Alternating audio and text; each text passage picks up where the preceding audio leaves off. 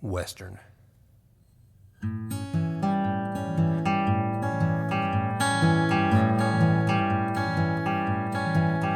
I was empty and hungry, and I smelled cooking meat.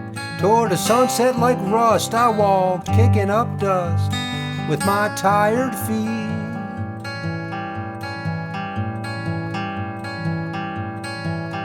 My nose led me where smoke rose from a shack. I hoped they'd be kind and that they wouldn't mind that I couldn't go back.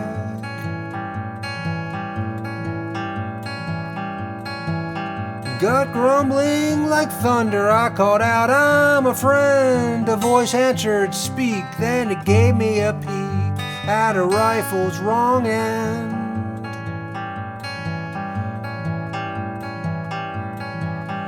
I explained I need rest after weeks on the run. My road lay ahead, not behind, hanging dead for what I've not done.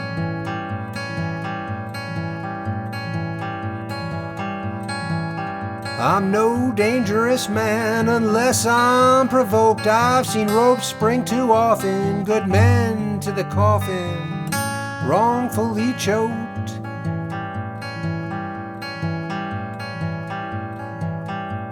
The door opened wide to a dark smoky gloom, and the flank of a beast on a fire for a feast, and outlaws in the room.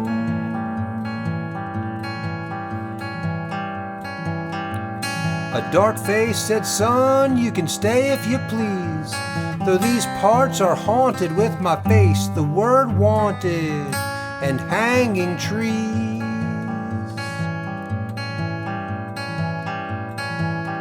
My men call me Doc, and they see to my health.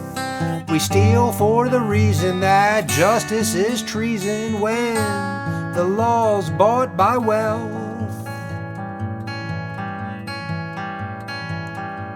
He nodded to bags filled with banknotes and more.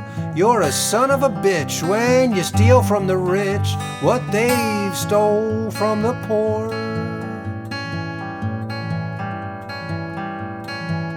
He took hold of my hand and his words were sincere. Outlaws attract, that's a mystical fact, and you're welcome here.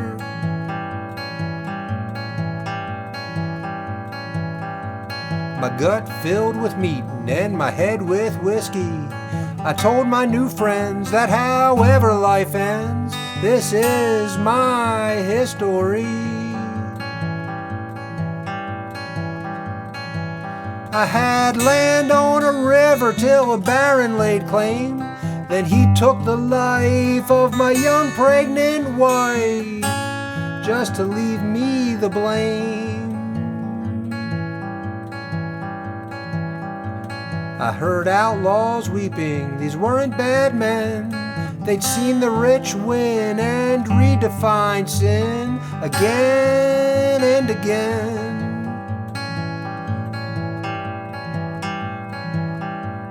For 2 weeks I tarried with 11 new brothers who swore, "Damn the law, your baron will fall if we have our druthers."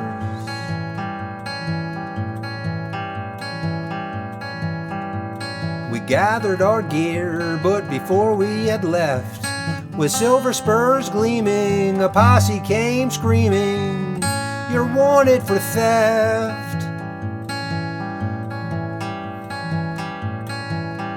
Doc kept hobbled horses in a gulch by the shack. They were rested and hidden while the posses had ridden through tarnation and back.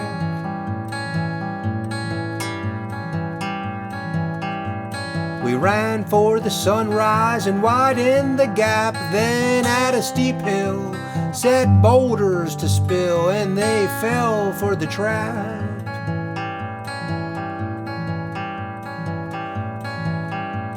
The posse was huge, but their numbers were dwindling. Some bogged in a mire, some in prairie fire, burned up like kindling.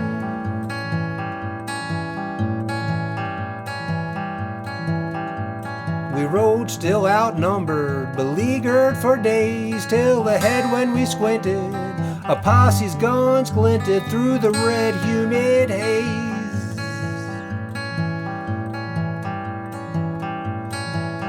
They're the barons, I cursed, there ain't no disguising. We turned from the sun as the first posse run up through the horizon.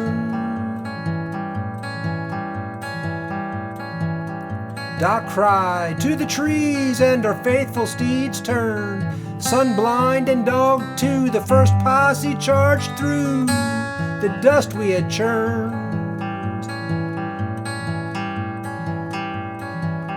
From the trees we heard shouts, there are outlaws ahead, then the thunderous roar of a gunfighting war that left both posses dead.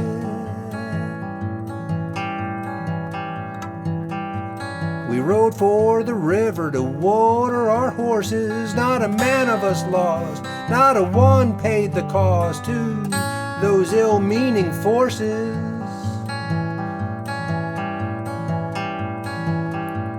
We strode along the river and came to the land where my young wife was buried, killed 'cause she'd married an ambitious hand.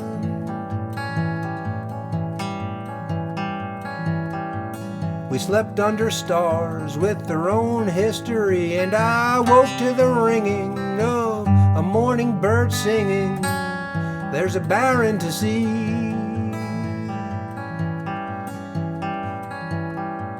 He had no protection, all his men were shot down, stripped of his riches. I stripped off his breeches and rode him through town.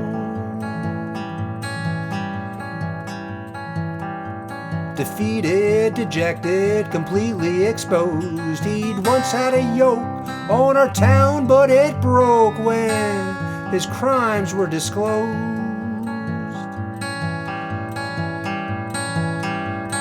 Locked up in prison with men he had wronged, every night and each day the baron would pay, he was where he belonged.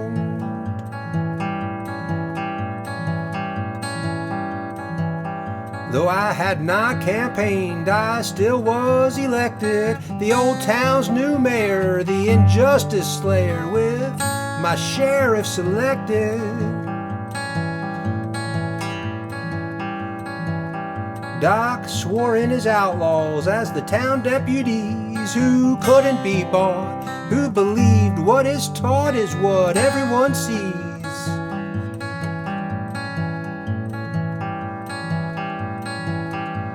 I planted a garden over Annabelle's grave, and thus ends my story of revenge and glory in the home of the brave.